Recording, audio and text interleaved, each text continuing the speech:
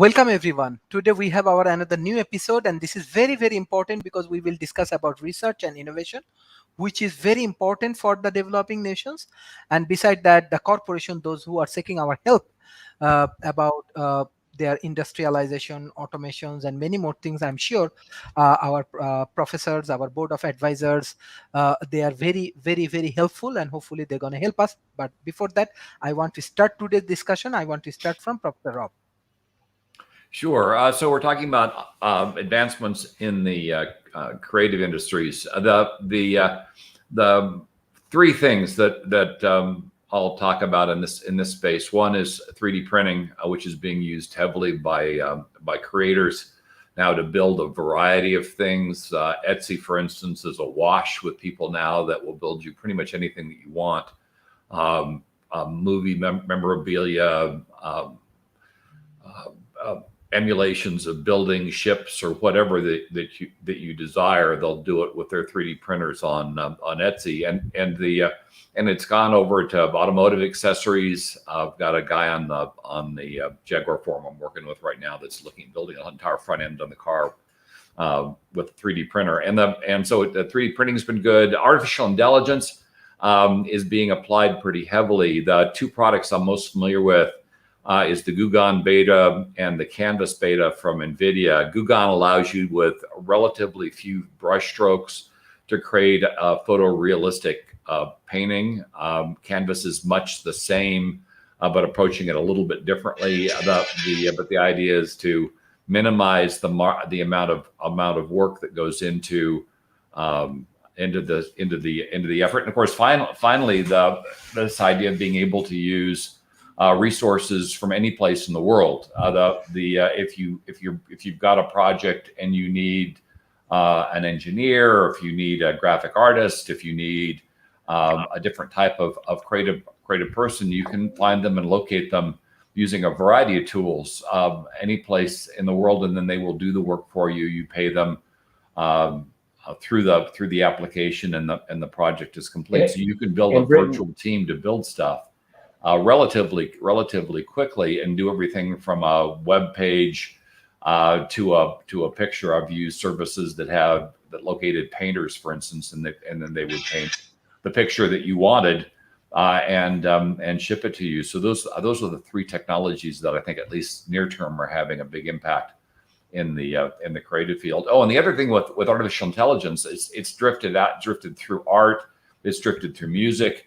We now have machines that are able to create relatively unique, though somewhat derivative, musical works relatively effectively. NVIDIA has been demonstrating this pretty much at every show now.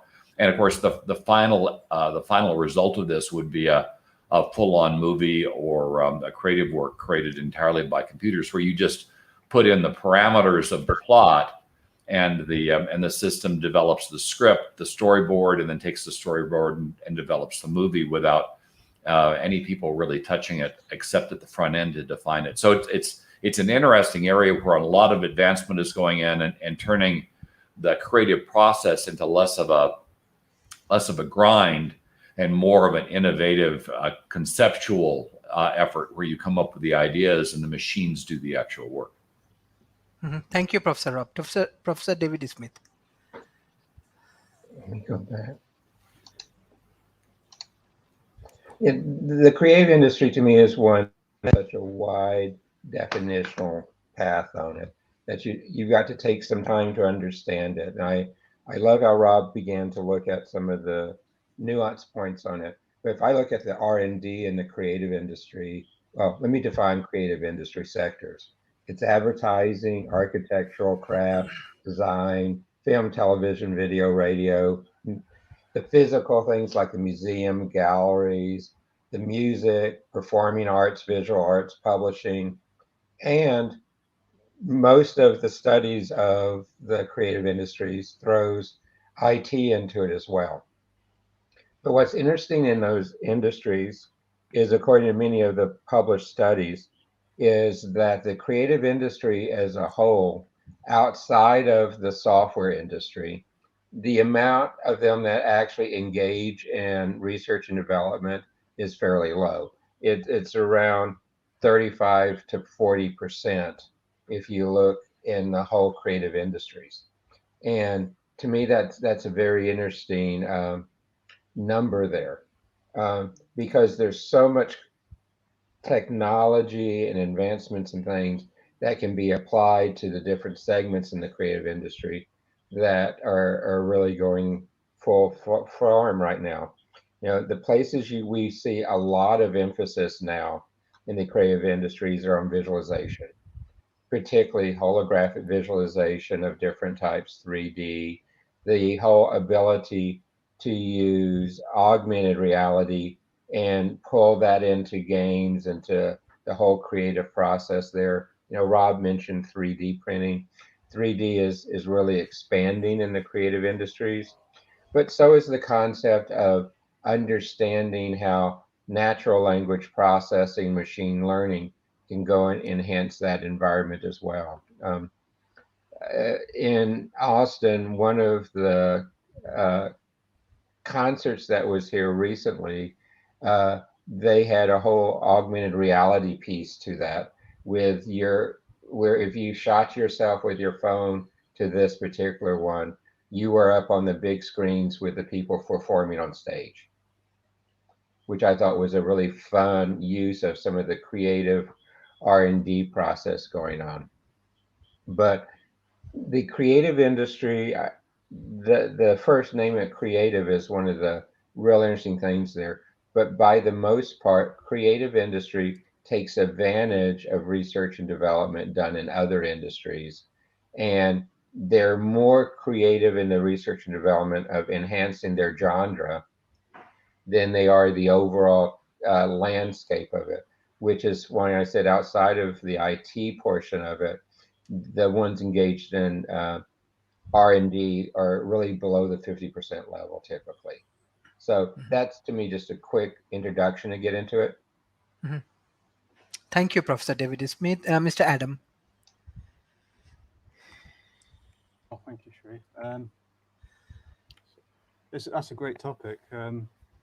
One thing I've noticed in particular is the dramatic impact tech innovations have had on music, as we touched upon a few minutes ago.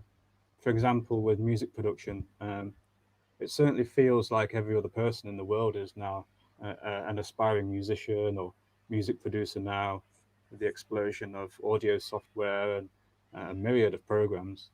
And for me, as a writer, I feel I have some skin in the game regarding this topic.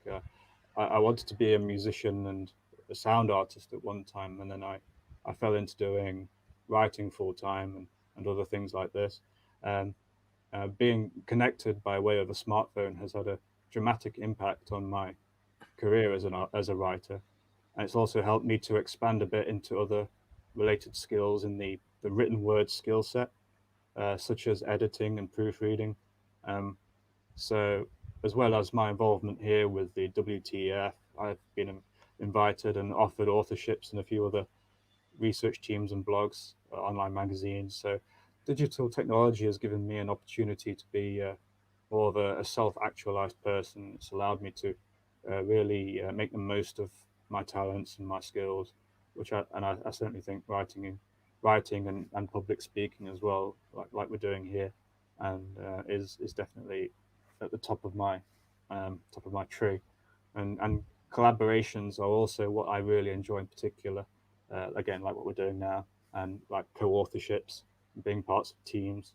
So social media is an indispensable resource.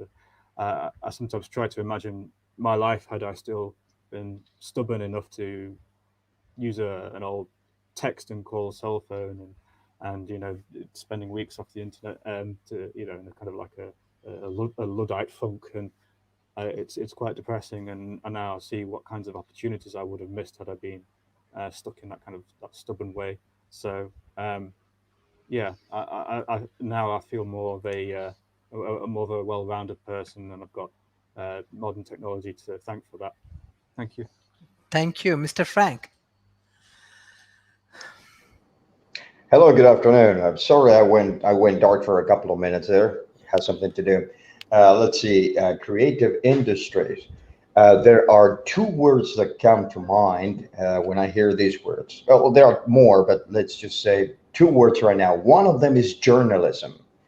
Um, for example, I am a technologist myself, but I am doing things besides my work.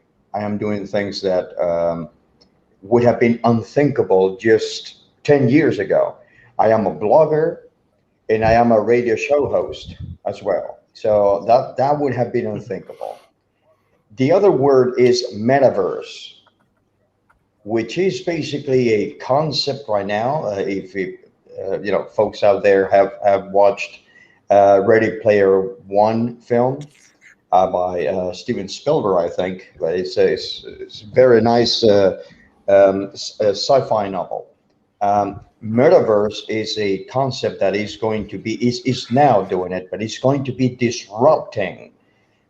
really disrupting what we think of being creative or these creative industries, because everything is going to go there somehow. Extended reality, which doesn't even exist right now as such. This virtualization of reality or digitization slash digitalization of reality is going down there. That's going to be the new space in the next years. It's going to be the next space or the next quantum leap per se, in terms of creativity and how, for example, gamers and how even marketing, how they are going to be dealing with the public, or if it's going to be blockchain based, something we spoke about barely yesterday. How they are going to interact with each other, with different stakeholders in this case. So journalism and metaverse, and that's my intro for now. Thank you, Mr. Dan. Hey, good morning, everyone. Whatever time zone you're in. Anyway, fill in your time zone. I haven't heard mention of what's really taking the creative world by storm in a way are the non-fungible tokens, which are also known as NFTs. And these are really taking the creative universe and applying digital smart contracts to it. So really anything you can imagine in terms of creativity and in terms of contractual relationship to that creativity can now be executed in the digital frontier. Some people think this is, artists that traditionally struggled, unnoticed and underpaid and overworked, working in the dark, most corners of society and very, very rarely making it big. Well, now all kinds of creative talent is bubbling up to the surface with the ability to not only mint but to publish and promote and to collaborate in pretty unique ways. There's a group that I really particularly love that's called Rare Pizzas, and what they do is they have already commemorated the Bitcoin Pizza Day, which if you recall, it was the first commercial Bitcoin transaction, and some guy in Florida bought a pizza with 10,000 Bitcoins back on May 22nd in 2010, I believe. So what these, the Pizza DAO, the Rare Pizza DAO group, and DAO stands for Distributed Autonomous Organization, is that they throw a worldwide pizza party paid for with these NFTs. And it's a cool, philosophy that pizza should be free, forever, and we should use art to do that with. So I've sort of loosely been affiliated with this group. I plan to get more involved with them on Discord. Pizza wants to be free in the chat, says Mr. Adam, and art wants to be free too. So really, I think you can't talk about digital creative frontier without talking about NFT. And by the way, NFT is short for non-fungible token. And to explain a little bit what that means is fungibility is a characteristic that we give to assets. They are either all uniform and not they don't differ from each other. Like your money is fungible because $1 bill is like another dollar bill, but an NFT or an artwork is non-fungible because each one is unique. Each one is an independent creative creation, and you can even do things like divide up the ownership in different time slices. Like you could sell the rights to own an NFT on Monday, and someone else could own the rights for it on Tuesday. You could have NFTs that expire, or mint other NFTs. I mean, really, it's kind of probably going to presage the invention of artificial life. Because once you get digital entities that can spawn other digital entities and interact with humans, I mean, it's the Wild West of the digital frontier. So I'll try to organize my thoughts and get back to you on another aspect of this topic. But it's a good topic, and thanks. Thank you, Professor Rob.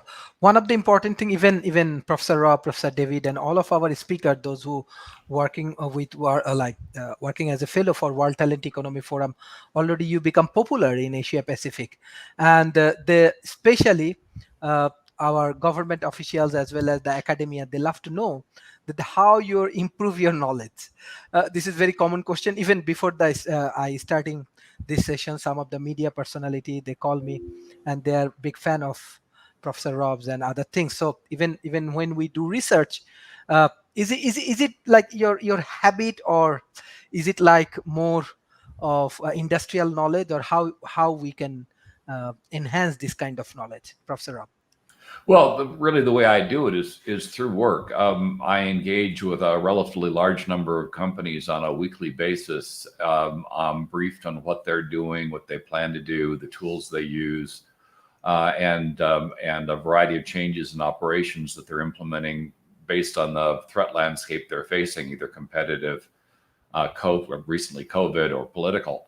And that means I'm pretty much at the ugly end of an information hose, week in and week out. So the job I'm in provides a relatively robust flow of information on what's going on, at least within the areas that I'm interested in. So it's I mean, for instance, in artificial intelligence and autonomous driving, I get weekly briefings on those categories, and and from a variety of people. So that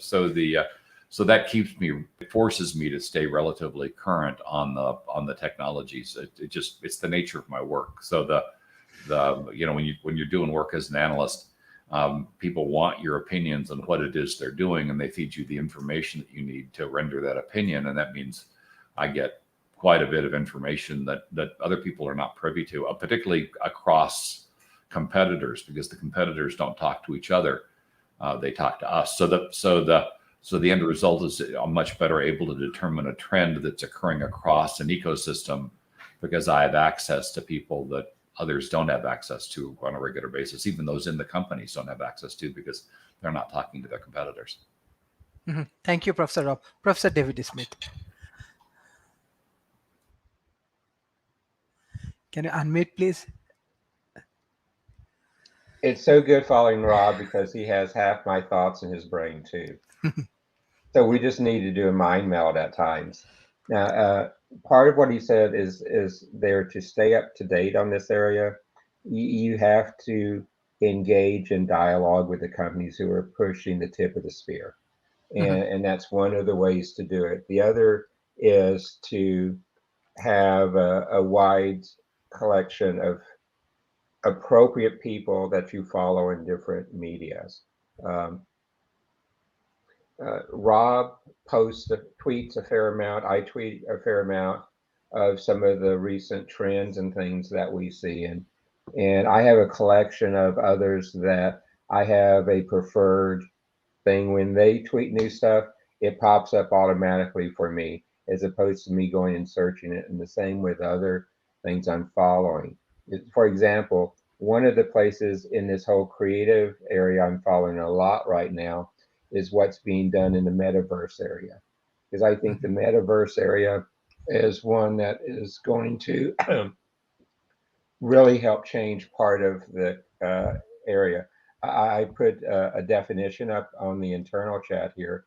but it really is a term to disguise the future of where we see the internet going, where entertainment's going. And it's really looking at how do you build a virtual 3D world or worlds that are interactive, immersive, and collaborative. And if I think about what I want to be in the creative industry, those are three terms that I would throw flat on the table anytime, because that is where you want to do. Even if I look at the future of where print media is going, where educational material is going, you want to take those same concepts of this metaverse and apply them even into print on paper to create that illusion in your mind as you're reading it so that you can understand and engage with it. You know, if you go back to theater, theater was always defined as kind of the extra wall where you were looking through the stage and the curtain area to go into an immersive experience with them. Same thing in the creative industry here. So I think a lot of the places you're going to go and train, Sharif, is around the concepts of the metaverse. And then from there, you'll get to the nuts and bolts of how to do them. Other thing is, yes, there are academic programs. Uh, one of the better ones that I see in the United States is actually at the University of Texas at Dallas. There are Mhm. some in California that are excellent, and others, but also where you have the intersection of multiple medias, though. I'll give you an example. One of our UI UX persons, she has training in the classic arts, but she also has training in an academic degree of game development. Mhm. She also has training in software. And those skills come together to help create that environment. Now, you can learn them in universities, colleges, but you also can learn a lot of those skills today in boot camps. And these are intensive focus things that most students can get through in 4 to 6 weeks to learn the basics of the skills, go and apply them, and then take other boot camps as well. So this is intense focus education. And most of them are 100% online. Mhm. So it doesn't matter kind of where you are to be able to take them and engage with them. And Mhm. if I were in a developing country beginning to get into this area, I would understand the nuances of where you want to be, where you want to focus, where you have the greatest human capital.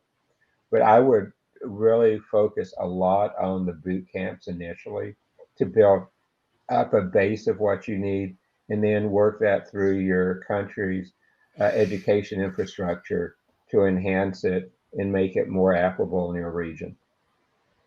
Mhm. Excellent. Uh, Mr. Adam, I have a different questions for you. Example, when we develop the innovation industry, research is important. You are a good researcher. You are working with our main team in World Talent Economy Forum. So what is your advice, like how, especially the youth community, like young people like you, how they can develop their skills in research and innovations? What is your advice? Well, I was just thinking about uh, well, my own kind of like musical journey really, and hopefully this goes towards answering your question.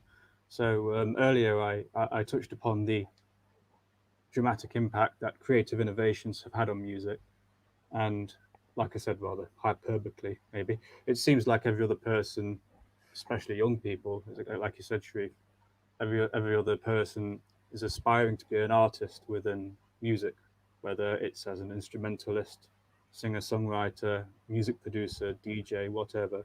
And in my home city of Nottingham, there is a very vibrant, thriving, diverse youth community of artists and writers and musicians. Obviously, that's been hit a little bit by COVID, but hopefully it's coming back to form now. So there is nowadays a massive overabundance of music now. Um, the modern world is drowning in music. And personally, these are my personal feelings. I feel there is an overabundance. So for me, the value of music has gone down a little bit, and that is something I say with regret as a lover of music.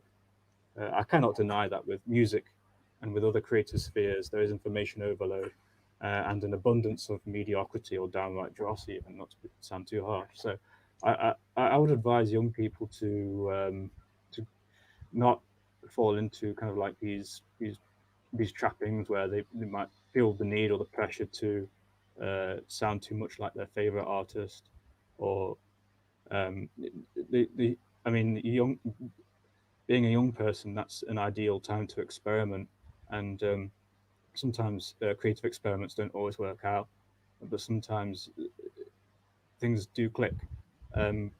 So we have the technology now to for most artists to make something that is distinguishable and instantly recognizable, and that sets them apart from the more kind of mediocre art that's being made. So for me, I've had to venture out to more experimental and forward-looking forms of music. I've had to venture out into the more avant-garde genres, but as a listener. But of course, modern digital communications, the internet, newsletters, blogs, have been crucial in helping me find artists working within sound in ways that I love. Without them, it would have been much more inaccessible. So that illustrates the impact digital tech has had, not only on the production and recording of music, but also with the way it's distributed, marketed, bought, sold, and like I said, accessibility has changed dramatically.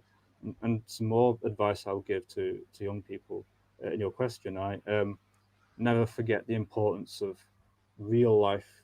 I suppose this applies to like not just musicians but also writers. Don't never underestimate and never forget how important it is for like face-to-face collaboration, like being part of a writing group or a reading group, or playing music live in a cafe.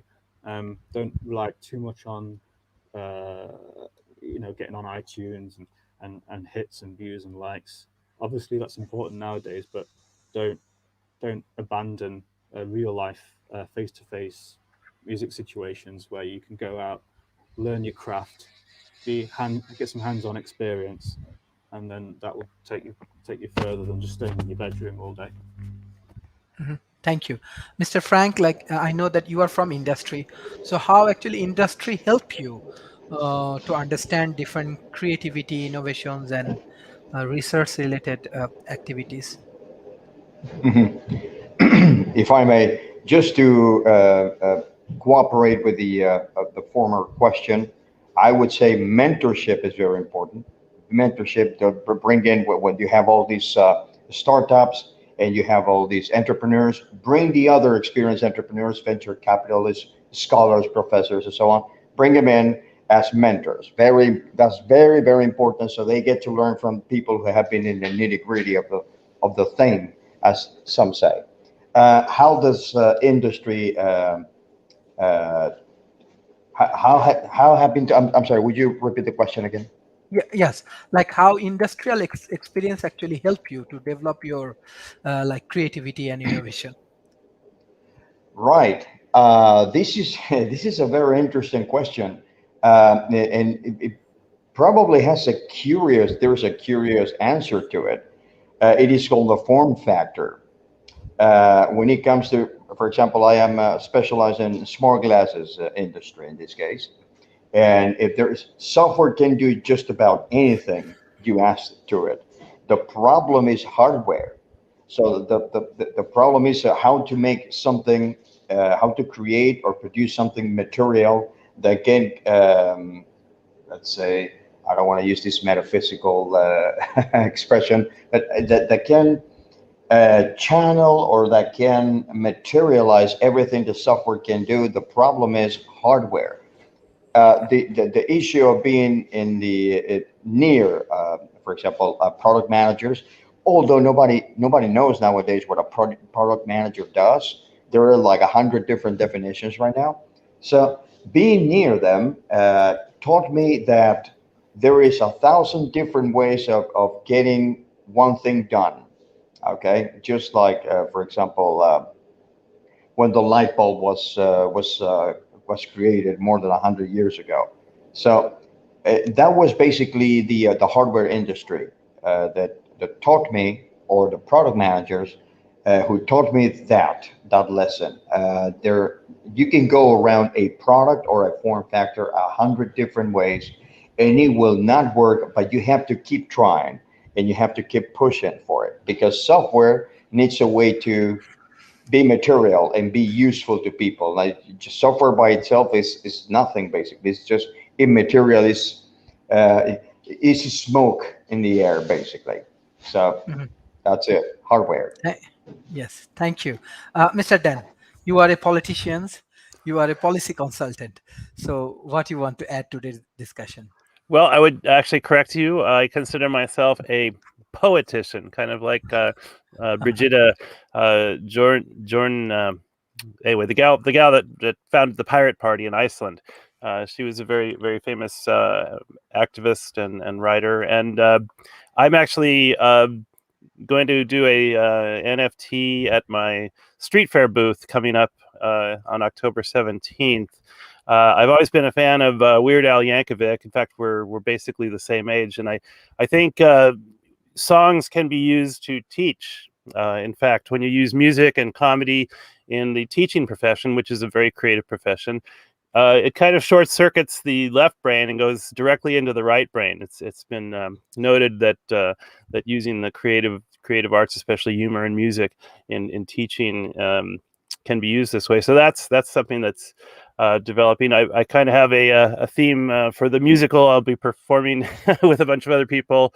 You guys might remember the song from Mary Poppins, Supercalifragilisticexpialidocious. Well, I've got super anti-fragilistic Thousand Earths solutions. So I want Thousand Oaks to be sort of a model city for Thousand Earths, and use like musically communicated solutions. So I'm encouraging my neighbors to write little like educational Weird Al parody type music to perform at the booth on Sunday from 9 a.m. to 4 p.m.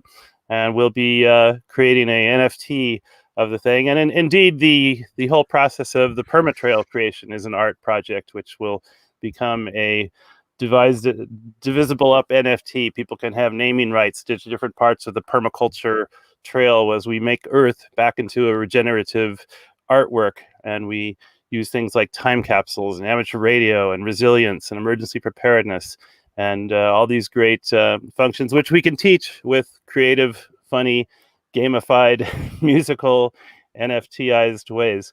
So that's going to be a lot of fun. And if you're in town in Ventura County, the booth number is SWE17 next to the Makers booth, coincidentally, the Conejo Valley Makers. So they'll be showing lots of cool 3D printed stuff next door.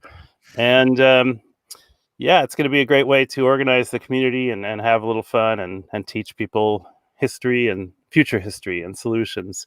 So the blending of politics and social policy and art and economics, it's all converging. And it's a really exciting time to be alive. And that's what I have to say about that for now. Thanks for the opportunity to plug that. Thank you. Thank you. Professor Rob, actually you are working for many largest corporation in California. And my question is that, like, a lot of them are in Austin, but yeah. Okay. So my question is that, like, how you want to advise different corporation, because what I learned from the like developing nation is still they are not developing their research and innovations and this kind of things. But without this research and innovation, they cannot survive, or they cannot develop a very good brand, especially if we look at different countries in developing nations. So what is your advice, and what the experience you want to share from your part, like you are working with IBM and many largest company?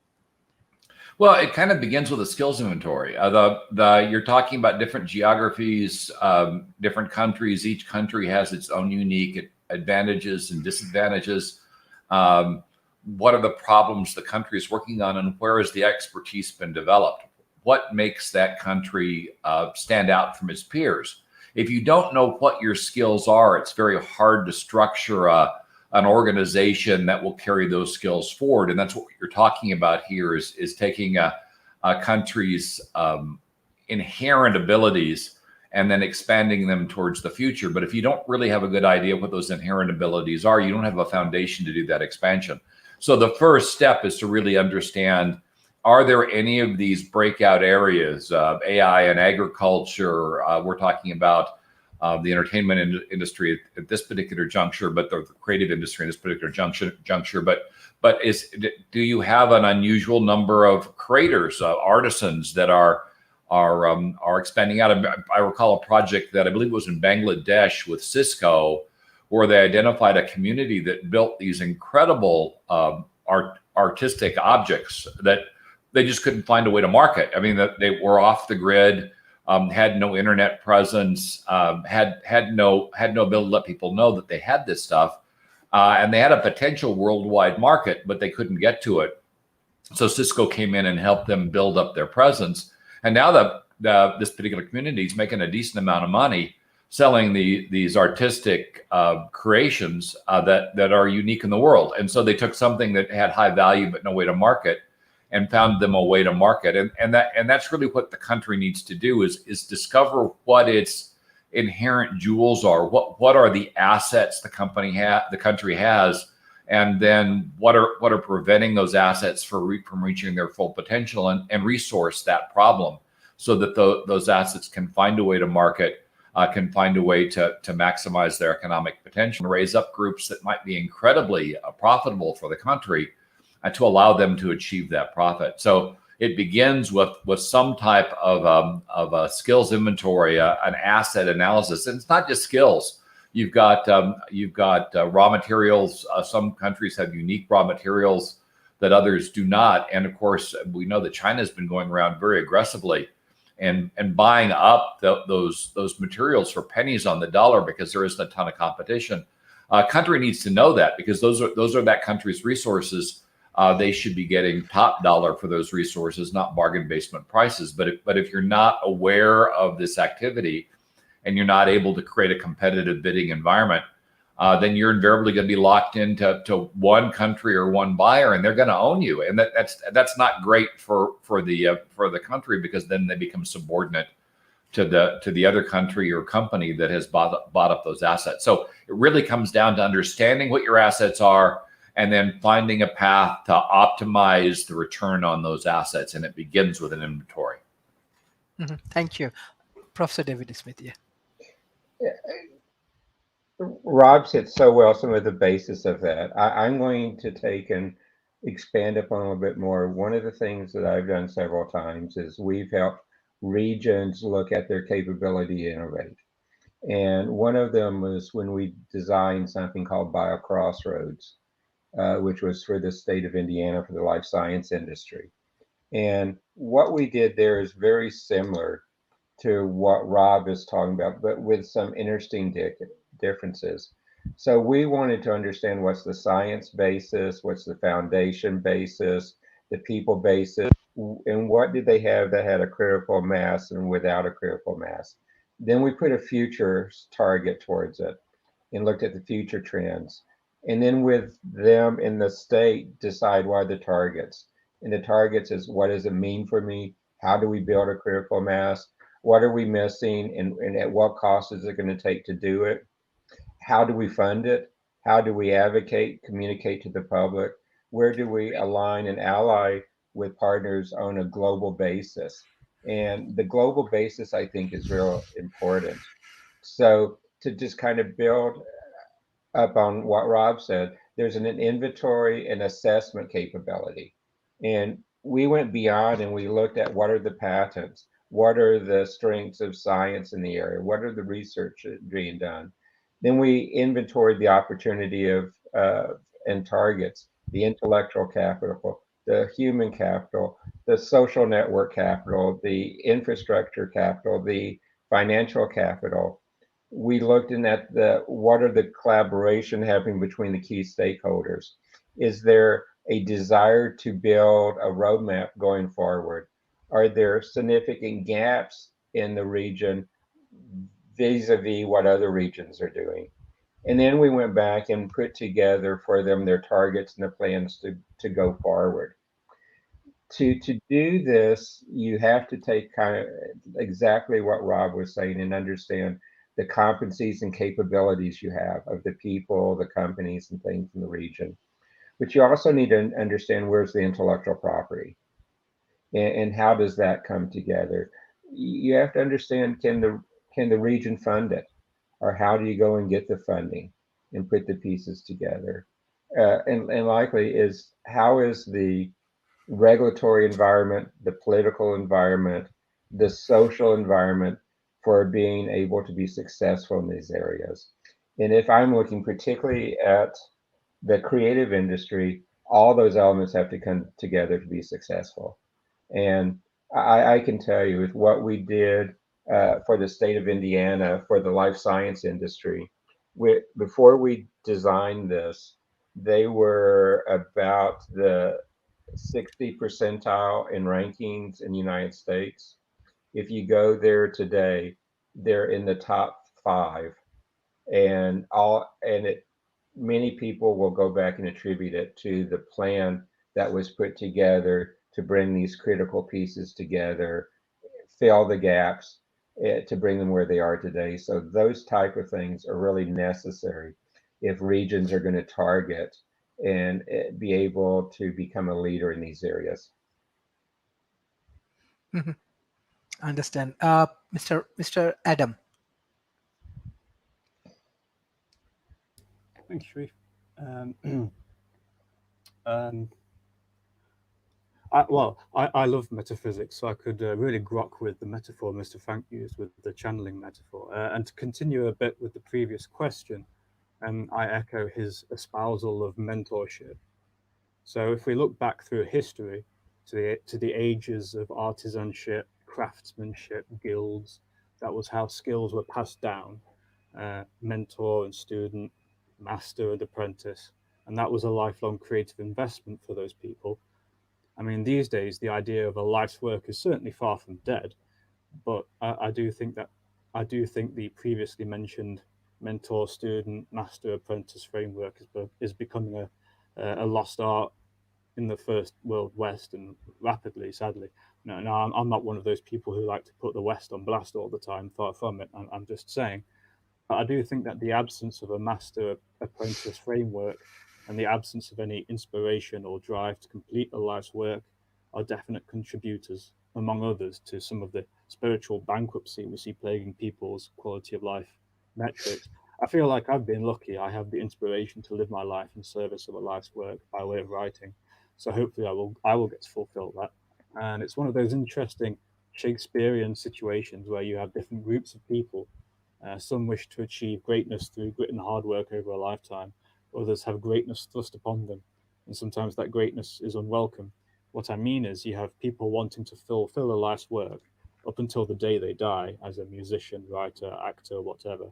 And then you have other people who are one-hit wonders, one album wonders, flashes in the pan, like a band who had, for example, 3 hit singles and 2 well-received albums, but had a 5-year lifespan. And none of those band members ever picked up an instrument ever again after they split up after just 5 years. And unfortunately, I do think some of the kinds of tech and social media platforms we are discussing here today are enabling more of the latter and contributing to the erosion of the former because of tech distractibility and social media and addiction. Thank you. Thank you. Mr. Frank. Yes, would you please rephrase the question? Yeah. Okay. My question is that, like how you want to suggest the developing nations corporations, like they can develop their innovation research departments and this kind of things. Yes. Yes, I'm listening. Mr. I'm sorry. Yes, but from, I think from your side there are some noise. Anyway. Yes, there is a background noise. I'm sorry. Okay. So my It's an questions office. to you, yes, I understand. So my questions to you, like how you want to advise the developing nations corporations, like how they can develop better innovations and research related departments, and what kind of experience you want to share from the developed nations. I see. Wow, that's a well. I think Daniel was was a politician. That would be for a politician, not as for a pragmatist. It would be more for a pragmatist. First, it's yeah. I'm going to get into trouble here, but first is I would say tax law. For example, there are places here in Europe. For example, I'm in Spain right now in the city of Murcia. We have a problem, especially in Southern Europe, with tax law. So you have to have a very flexible, though comprehensive tax law, because you're going to need those venture capitalists to come in and participate. Not only government, R&D is not only about government investment. You need the private investor. As a matter of fact, I would support private investment being the majority. Excuse me for 1 second. Sorry. I would say private investment is the main part. Would do the main part. Now that would be tax law would be one of them, and another one is the at least to ease bureaucracy. That would be at a governmental level, of course. The problem also we have that problem here in Spain is that we have these gigantic, humongous bureaucracy that makes some things that should be easier they make that impossible. So basically, that will be the problem of tax law and bureaucracy, and do this as horizontal as possible. I think Adam mentioned the social media or social media platforms, in which we can take an example of that because what they have done is basically make everything say horizontal. That's how it should work. It should work as such. I would recommend a book on this subject. That is Professor Neil Ferguson, and it is called The Square and the Tower. Magnificent because he creates a relationship between power as being vertical and power as being horizontal. It's just great, and that is an interesting read, and I would really recommend to read that book because it explains what I am just talking about right now. Thank you, Mr. Dan. Yeah, it's. I think I don't know if you guys are on the Clubhouse app, but that's been a really interesting social media improvement that I see all kinds of creative stuff happening on there. It's basically like an audio chat room that they kind of curate the connection level a lot more than Facebook and other social media platforms do, because they try to hook you up with people that are invited and that people that you have things in common with.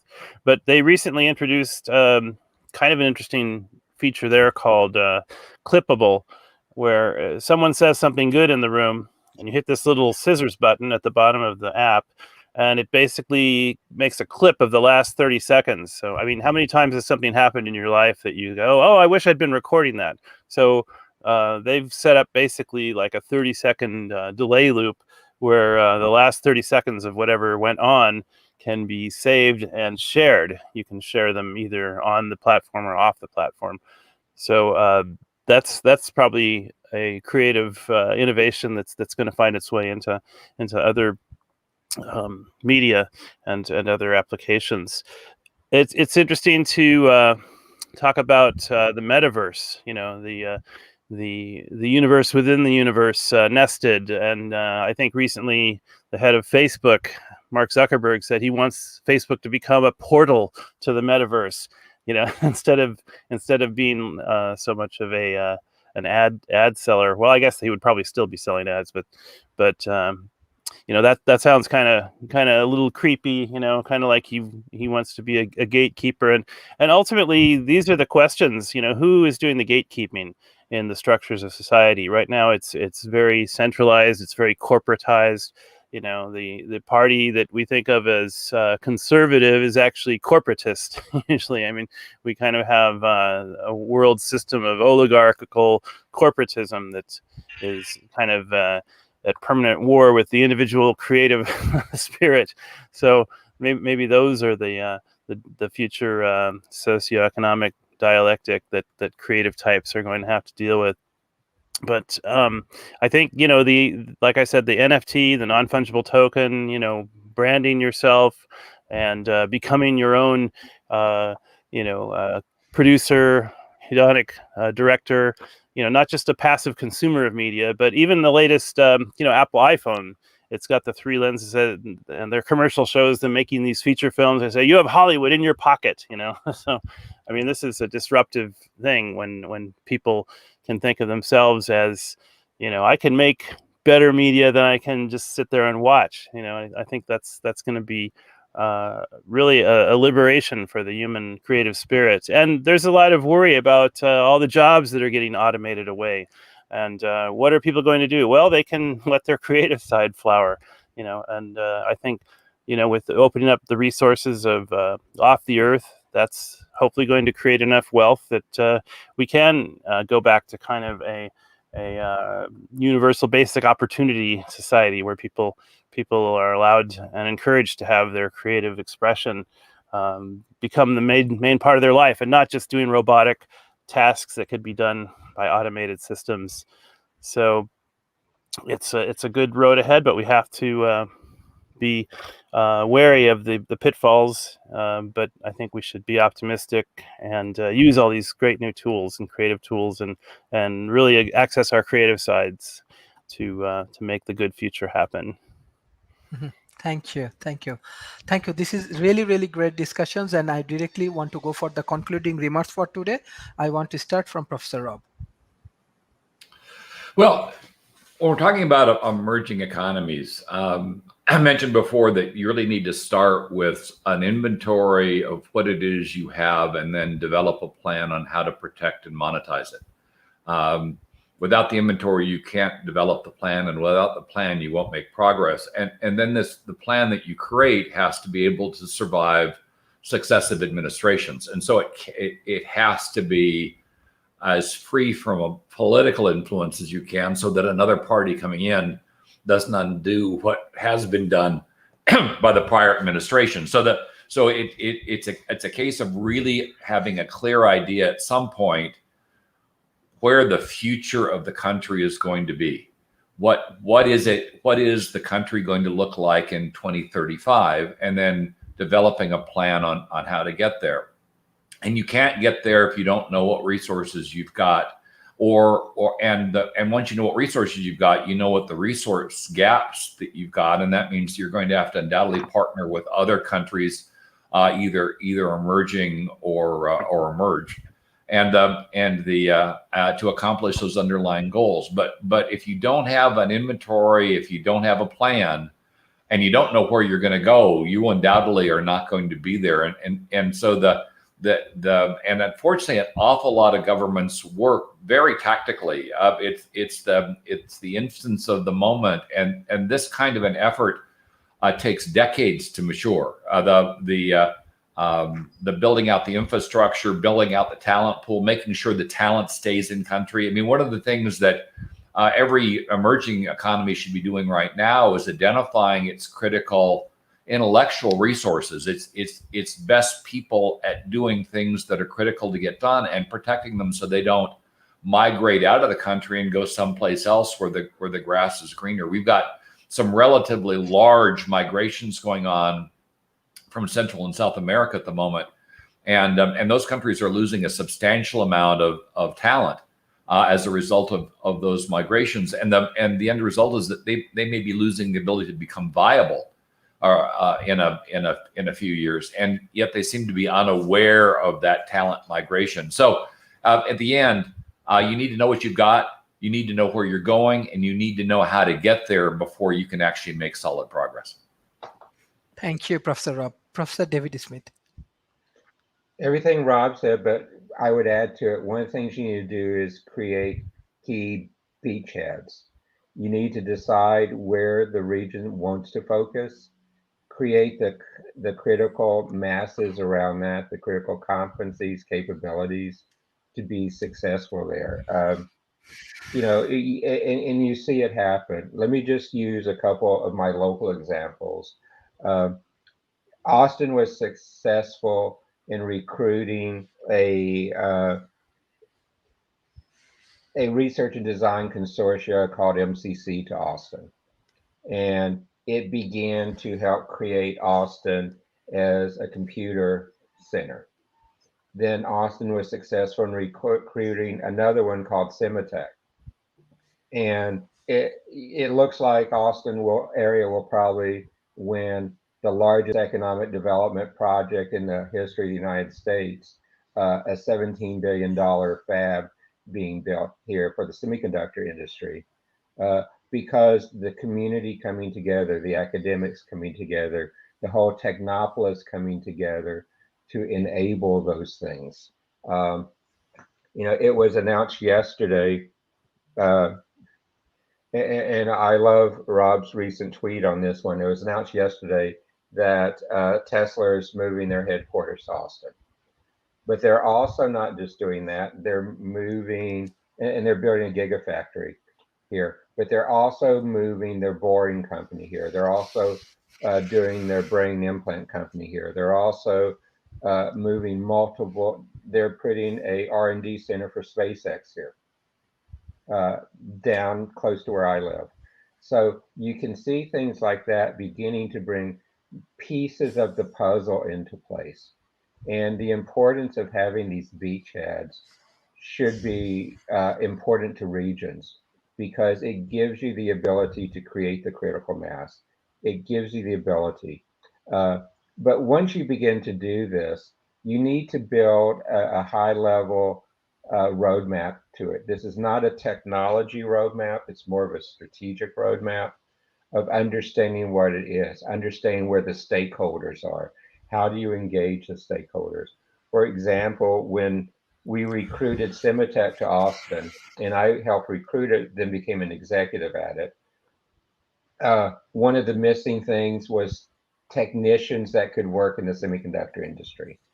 So we went to the community colleges and the smaller colleges and created semiconductor technician training programs. We did some boot camp style around that. Yes, we had research programs in that area, like at the University of Texas at Austin and Texas A&M, but we had to do it across the whole region to bring the people to bear, because people make companies work. And so you have to do that within the region too. So it's a multiple faceted process that has to understand the ecosystems of the industries you're trying to compete in and that you're trying to excel in. And if you do those and map the resources, map the intellectual property, the patents, other things like that, your likelihood for success goes dramatically up. But you've got to put in basis the roadmap with the steps on how you're going to get there and what you're going to do after you begin to have some impact and progress. So to me, that's kind of the process I would go through. Thank you, Professor David Smith. Mr. Adam.